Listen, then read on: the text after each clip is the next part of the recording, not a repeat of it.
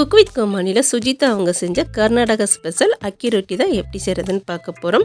அக்கி ரொட்டி பண்ணுறதுக்கு 1 கப் பச்சரிசி மாவு எடுத்துக்கலாம். இதில் பொடியாக கட் பண்ண பச்சை மிளகா, இஞ்சி, ஒரு வெங்காயத்தை பொடியாக கட் பண்ணி சேர்த்துக்கலாம். ஒரு கேரட்டை துருவி சேர்த்துருக்கோம். பொடியை கொஞ்சம் கொத்தமல்லி தழை, இதுக்கு தேவையான உப்பு, 1 டேபிள் ஸ்பூன் எண்ணெய் சேர்த்துட்டு இதை நல்லா கலந்து விட்டுக்கலாம். இப்போ மாவு நல்லா கலந்து விட்ட பிறகு அடுத்து இதில் கொஞ்சம் கொஞ்சமாக சுடு தண்ணி சேர்த்துட்டு நாம் சப்பாத்தி மாவு பதத்துக்கு இந்த மாவை நல்லா சாஃப்டாக பிசைஞ்சிக்கலாம். இப்போ மாவு நம்மளுக்கு ரெடி ஆயிடுச்சு. அடுத்து வாழலையில் கொஞ்சமாக எண்ணெய் தடவிட்டு நம்ம ரெடி பண்ணி வச்சுருக்க மாவை மெல்லிசாக தட்டி எடுத்துக்கலாம். இப்போ இந்த அக்கி ரொட்டி ஈவனாக வேகிறதுக்காக அங்கங்கே இந்த மாதிரி ஹோல் போட்டு விட்டுடலாம். இப்போ நம்ம ரெடி பண்ணி வச்சுருக்க அக்கி ரொட்டியை தோசை தவாவில் சேர்த்துட்டு இதை சுற்றி கொஞ்சமாக எண்ணெய் சேர்த்துக்கலாம். இப்போ அக்கி ரொட்டி ஒரு சைடு வெந்த பிறகு திருப்பி போட்டு 2 சைடு நம்ம வேக விட்டு எடுக்க வேண்டியதான். குக் வித் கோமாளியில் சுஜிதா இந்த அக்கி ரொட்டி கூட கார சட்னியும் செஞ்சுருந்தாங்க. இந்த ஃபுல் வீடியோக்கான லிங்க் கீழே இருக்குது. பார்க்காதவங்க செக் பண்ணி பார்த்துக்கோங்க.